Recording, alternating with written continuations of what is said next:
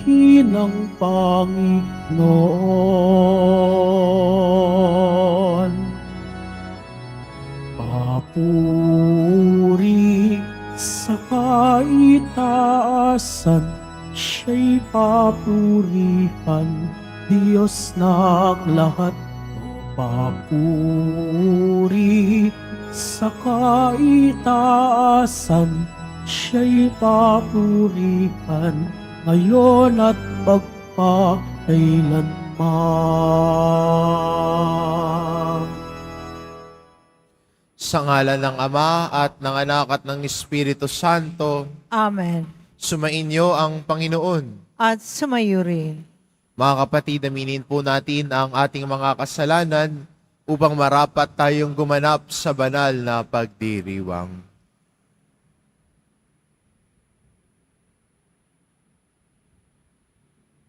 Inaamin ko Sa makapangyarihang Diyos at sa inyo mga kapatid, na lubha akong nagkasala sa isip, sa salita at sa gawa, at sa aking pagkukulang. Kaya isinasamo ko sa mahal na Berhing Maria, sa lahat ng mga anghel at mga banal, at sa inyo mga kapatid, na ako'y ipanalangin sa Panginoong ating Diyos. kawaan tayo ng makapangyarihan Diyos, patawarin tayo sa ating mga kasalanan, at patnubayan tayo sa buhay na walang hanggan. Amen. Panginoon, kaawaan mo kami. Panginoon, kaawaan mo kami. Kristo, kaawaan mo kami. Kristo, kaawaan mo kami. Panginoon, kaawaan mo kami. Panginoon, kaawaan mo kami. Manalangin tayo. Ama naming mapagmahal, ipinagkaloob mo sa iyong sambayanan ang panibagong bugso ng Espiritu na pumuspos kay San Agustin.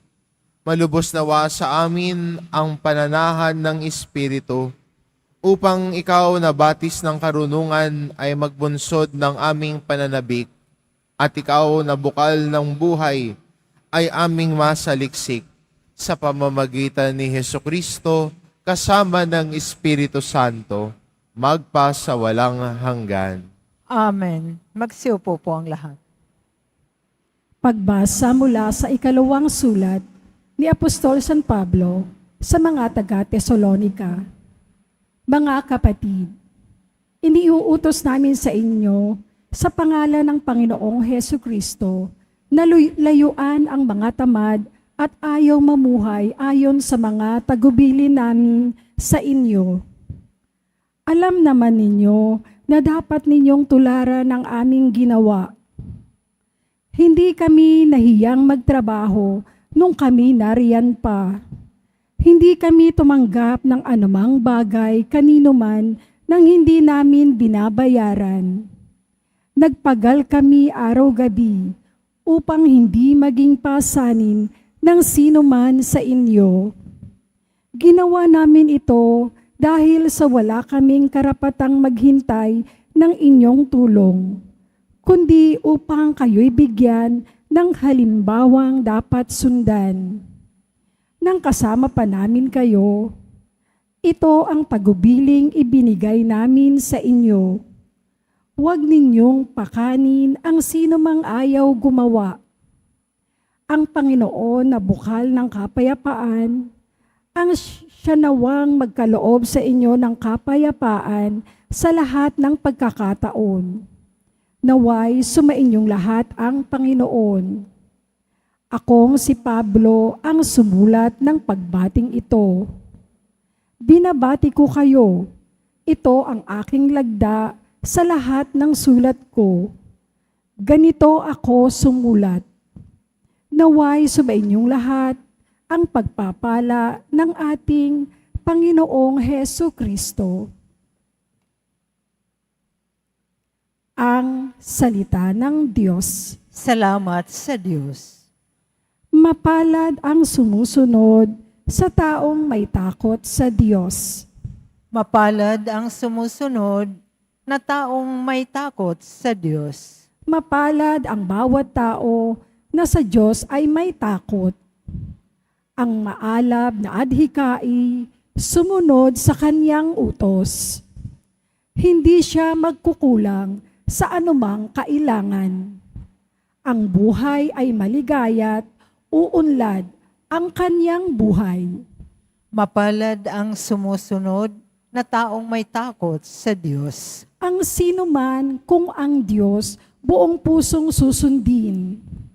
Buhay niya ay uunlad at laging pagpapalain. Mula sa Siyon, pagpapala nawa ng Diyos ay tanggapin at makita habang buhay pag-unlad ng Jerusalem. Mapalad ang sumusunod na taong may takot sa Diyos. Magsitayo na po ang lahat.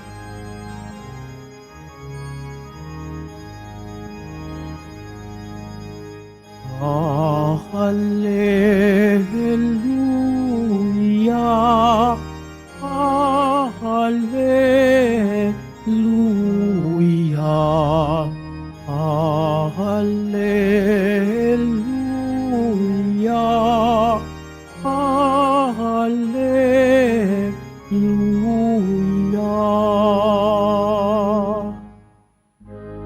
Lubos na magtatamasa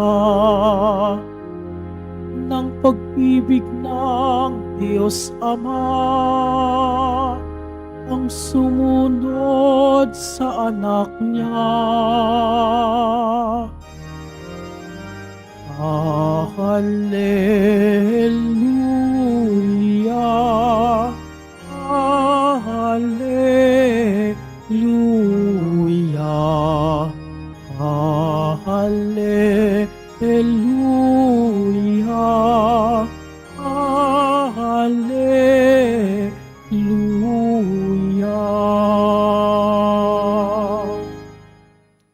Sumainyo ang Panginoon, At sumaiyo rin, ang mabuting balita ng Panginoon ayon kay San Mateo. papuri sa iyo, Panginoon. Noong panahon iyon, sinabi ni Jesus, sa mga aba ninyo, mga iskriba at mga pareseyo, mga mapagpaimbabaw, ang katulad ninyo'y mga libing ang pinaputi, magaganda sa labas, ngunit sa loob ay puno ng kabulukan at buto ng mga patay. Ganyan-ganyan kayo. Sa paningin ninyo, sa paningin ng tao ay mabubuti kayo, ngunit sa totoo, punong-puno kayo ng pagpapaimbabaw at kasamaan. Sa aba ninyo, mga iskriba at mga pariseyo, mga mapagpaimbabaw, ipinagtatayo ninyo ng mga libingan ang mga propeta at kinagayakan ang mga puntod ng mga taong namuhay ng matuwid. At sinasabi ninyo, kung kami sana'y nabuhay sa kapanahunan ng aming mga ninuno, hindi namin ipapapatay ang mga propeta. Sa sinabi ninyong yan, inaamin ninyong kayo'y mga anak ng mga nagpapatay sa mga propeta.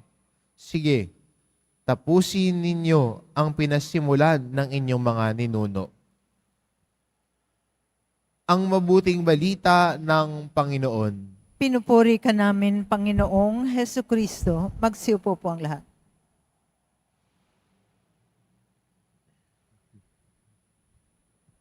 Patuloy ang paalala ni Jesus sa atin, sa ating ebanghelyo, na patuloy tayong lumago sa ating kalooban, sa ating pagkatao, na sana ang binibigyang pansin at diin natin ay hindi kung ano ang tingin ng iba sa atin, hindi yung image natin, kundi ano yung image natin sa harapan ng Diyos. And God looks into our heart. Tinitignan ng Diyos ang ating puso, tinitignan ng Diyos ang ating kalooban. Hindi yung panlabas ko at kung anong sinasabi ng iba sa atin. Ang tinitignan ng Diyos, ano ang nasa puso natin. Kaya sana bilang Kristiyano at lumalago sa pananampalataya, ang bigyang pansin natin at tuon ay ang laman ng puso natin. Anong laman ng puso natin? Yun ang magandang tanong. Ang laman ba ng puso natin? Pagpapatawad o pagtatanim ng sama ng loob? Pagpapakumbaba o pagmamataas? Kalinisan o karumihan? Anong laman ng puso mo? Pagiging bukas palad o pagiging kuripot at maramot? Pag-unawa o panghuhusga? Pag-intindi o paninira? Anong laman ng puso mo? At yun ang binibigyan diin ni Jesus sa ating ebanghelyo. Ang laman ng puso. Kaya tinatawag niya yung mga iskriba at pareseyo na sa aba nila sapagkat sila'y mapagpaimbabaw, sapagkat alam niya ang laman ng puso ng mga pareseyo at iskriba. Na alam niya na ang kanilang pagsasabuhay ay panlabas lamang. Sa suot nila, sa sasabihin ng iba. Pero yung loob nila ay merong hindi pagtanggap sa salita ng Diyos. Merong katigasan ng ulo at puso sa mga pahayag ni Jesus. Maganda rin sa atin, no? Bilang mga Kristiyano, na lumakbay patungo sa kalooban natin. To journey to our hearts. To see, anong laman ng puso ko? Hindi kung anong sinasabi ng iba. Sabi naman ng kaibigan ko, mabait daw ako eh. Okay na yon. Mabait ka, pagtulog ka, no? Hindi naman laging sasabihin ng mga kaibigan, may mabait yan, pagtulog yan, mabait yan. Pero maganda rin no, sa atin, no, to introspect, to look into ourselves, to look into our hearts. Anong laman ng puso mo?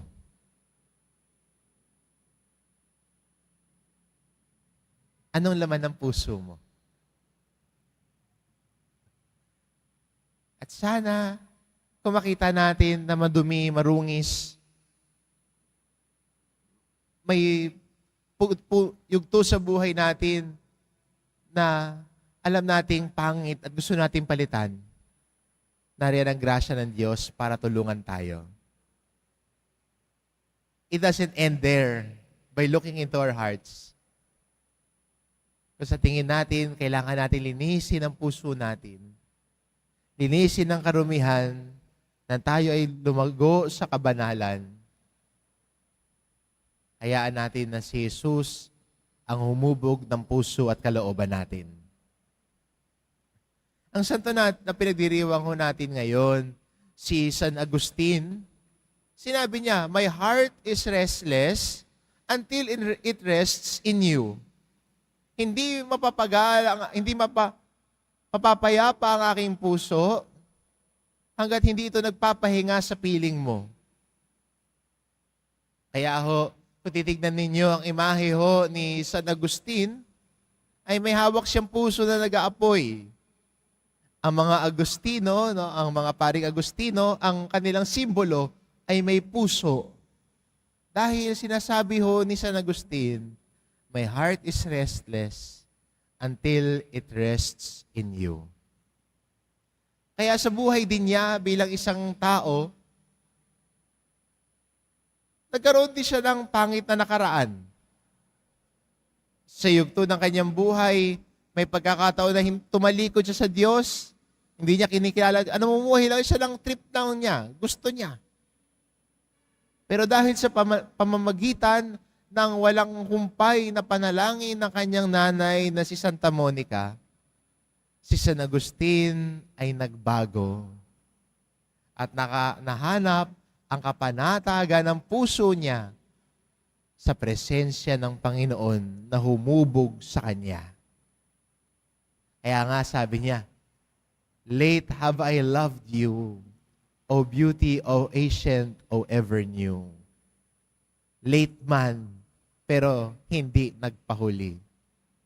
Kaya maganda rin sa atin, no, bilang Kristiyano, sa ebanghelyo natin at sa pagdiriwang natin ng kapistahan ni San Agustin, ay magandang makita ang pagdakbay natin tungo sa puso natin. Hilingin sa Diyos na hubugin ang puso natin, na sa gayon tulad ni San Agustin, masabi din natin, my heart is restless, O Lord, until it rests in you. Amen.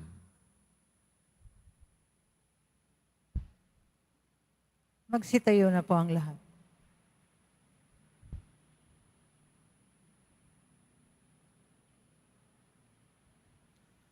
Minamahal ko mga kapatid, hilingin natin sa Panginoon na tulungan tayo maging tapat sa ating mga kilos. Ang ating itugon, Panginoon, basahin mo ang aming mga puso at tugunin mo kami. Panginoon, basahin mo ang aming mga puso at tugunin mo kami. Sa ating buhay bilang bayan ng Diyos, naway matugunan natin ang mga hamon ng Ebanghelyo sa pamamagitan ng ating tapat na pagsaksi.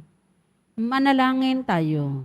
Panginoon, basahin mo ang aming mga puso at tugunin mo kami. At tinawang maiwasang gumawa ng mga bagay dahil lamang sa ating pagnanasang tumulad sa karamihan o dahil sa ating pagkukunwari. Manalangin tayo. Panginoon, basahin mo ang aming mga puso at tugunin mo kami. Ang mga nawala ng pag-asa dahil sa ating masamang pakikitungo at pag-uugali, naway manumbalik sa pagsamba sa Diyos sa pamamagitan ng ating pagbabagong buhay. Manalangin tayo. Panginoon, basahin mo ang aming mga puso at tugunin mo kami. Ang mga may sakit, naway makita ang mapagpagaling na kamay ng Diyos sa kanilang mga dinaranas na mga pagsubok at paghihirap. Manalangin tayo. Panginoon, basahin mo ang aming mga puso at tugunin mo kami. Ang mga yumao sa buhay na ito, naway tanggapin sa walang hanggang kaluwalhatian. Manalangin tayo. Panginoon, basahin mo ang aming mga puso at tugunin mo kami. Ama, tulungan mo kaming sambahin ka ng may katapatan sa aming puso at makalapit kami sa iyo sa Espiritu at sa katotohanan. Hinihiling namin ito sa pamamagitan ni Kristong aming Panginoon. Amen. Magsiupo po ang lahat.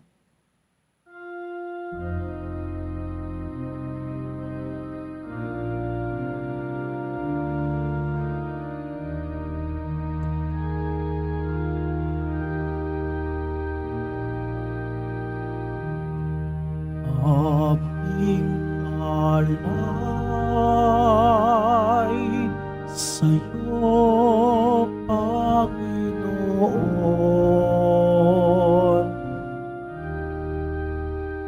Ang tinapay at alak na iyong kaloob upang unitain ang iyong buhay na inialay ng tayo'y mag-iwang bilang isang sambayanan.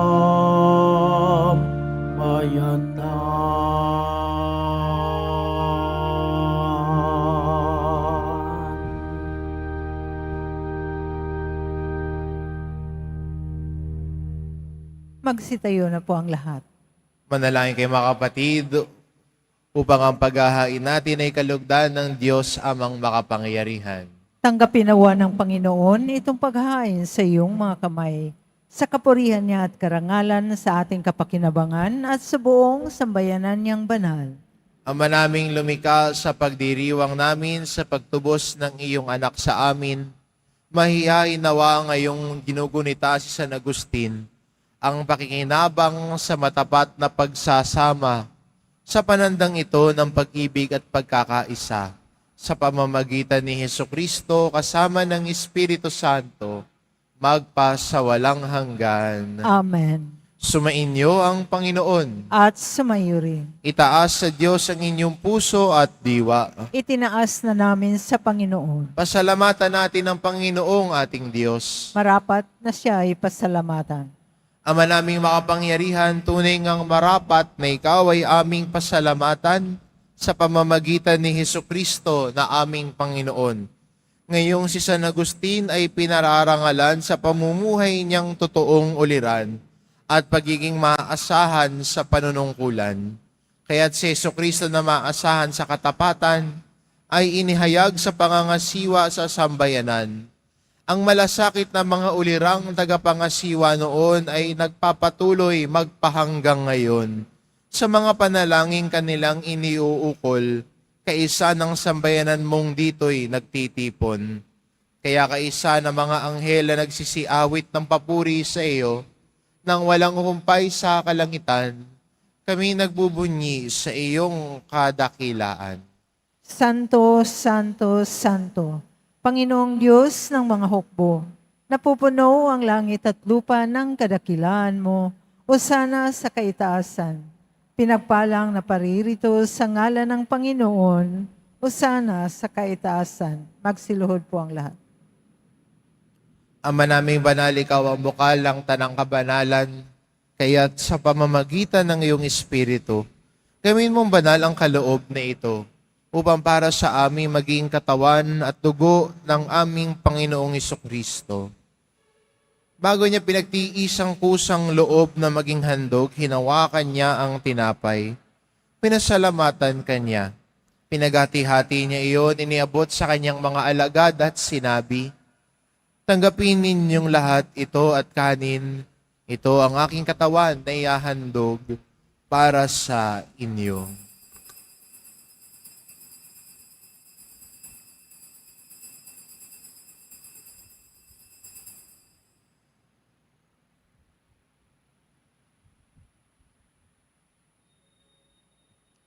Gayun din naman na matapos ang hapunan, hinawakan niya ang kalis. Muli kanyang pinasalamatan. Iniabot niya ang kalis sa kanyang mga alagad at sinabi, tanggapin ninyong lahat ito at inumin. Ito ang kalis ng aking dugo, ng bago at walang hanggang tipan. Ang aking dugo na ibubuhos para sa inyo at para sa lahat, sa ikapagpapatawad ng mga kasalanan. Gawin ninyo ito sa pag-alala sa akin.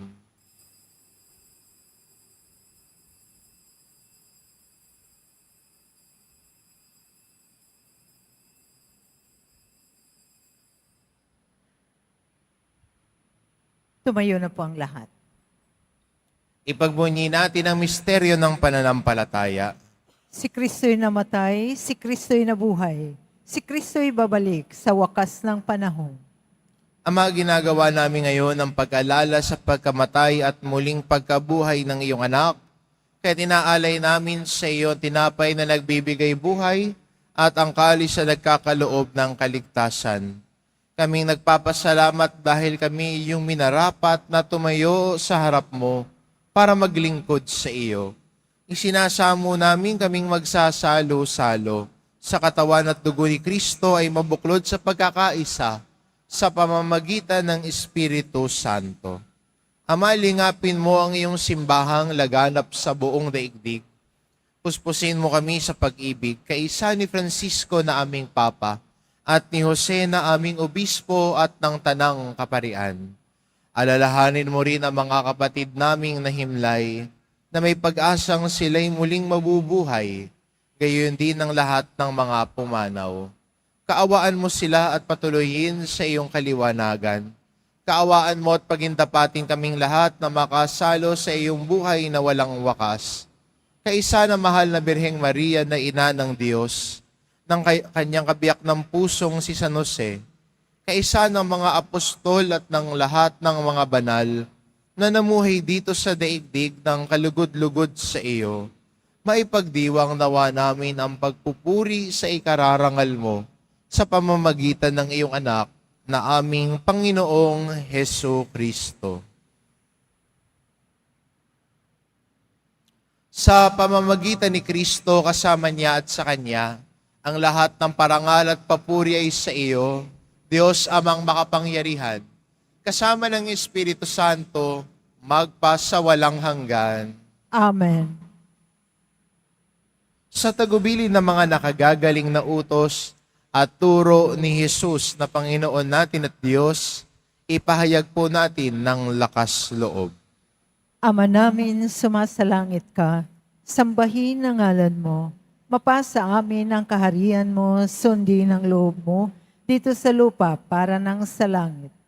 Bigyan mo kami ngayon ng aming kakanin sa araw-araw, at patawarin mo kami sa aming mga sala, para ng pagpapatawad namin sa nagkakasala sa amin. At huwag mo kaming ipahintulot sa tukso, at iadya mo kami sa lahat ng masama.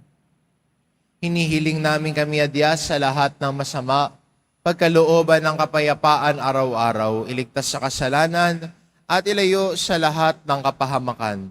Samantalang aming pinananabikan ng dakilang araw ng pagpapahayag ng tagapagligtas naming si Hesu Kristo. Sapagkat iyo ang kaharian, at ang kapangyarihan, at ang kapurihan magpakailanman. Amen.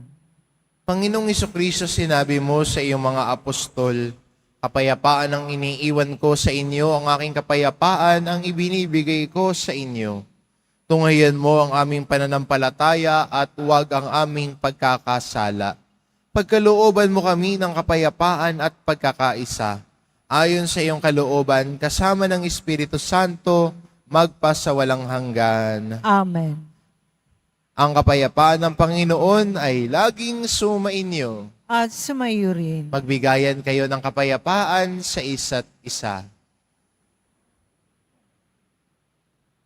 Kordero ng Diyos na nag-aalis sa mga kasalanan ng sanlibutan, maawa ka sa amin. Kordero ng Diyos na nag-aalis sa mga kasalanan ng sanlibutan, maawa ka sa amin. Kordero ng Diyos na nag-aalis sa mga kasalanan ng sanlibutan, ipagkaloob mo sa amin ang kapayapaan. Magsiluhod po ang lahat.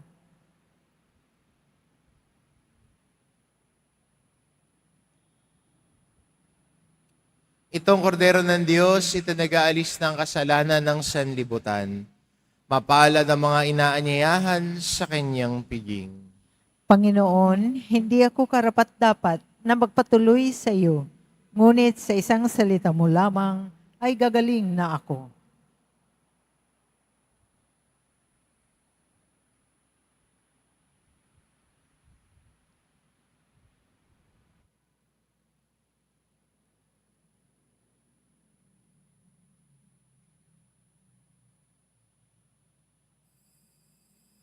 Para sa lahat ng tatanggap ng banal na komunyon, sasagot po tayo ng Amen pagkasabi ng pariyo ng lay minister ng katawan ni Kristo at isubo agad sa bibig bago umalis sa harapan ng pariyo ng lay minister. Sumunod po tayo.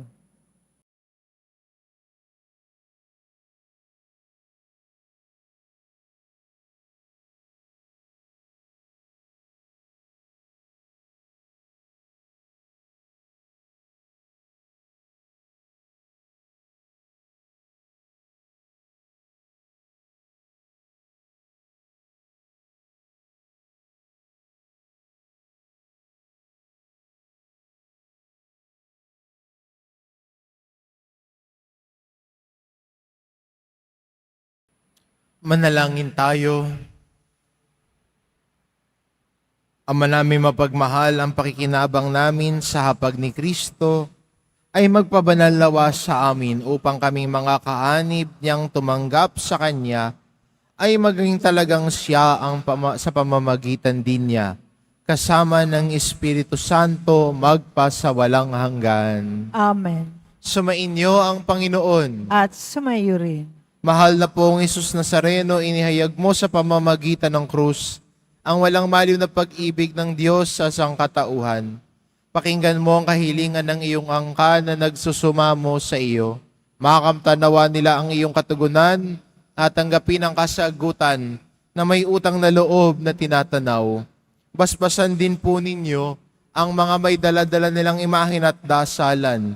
Sa pamamagitan ng bendisyon na ito, naway maalala nila ang mga pangako nila noon sa binyag, na ikaw ang kanilang iibigin at paglilingkuran. bilang Panginoon magpasawalang hanggan. Amen. At pagpalain kayo ng ating mapagmahal na Diyos, ang Ama at ang Anak at ang Espiritu Santo. Amen. Humayo kayo, taglay ang kapayapaan ng Poong Jesus Nazareno. Salamat sa Diyos.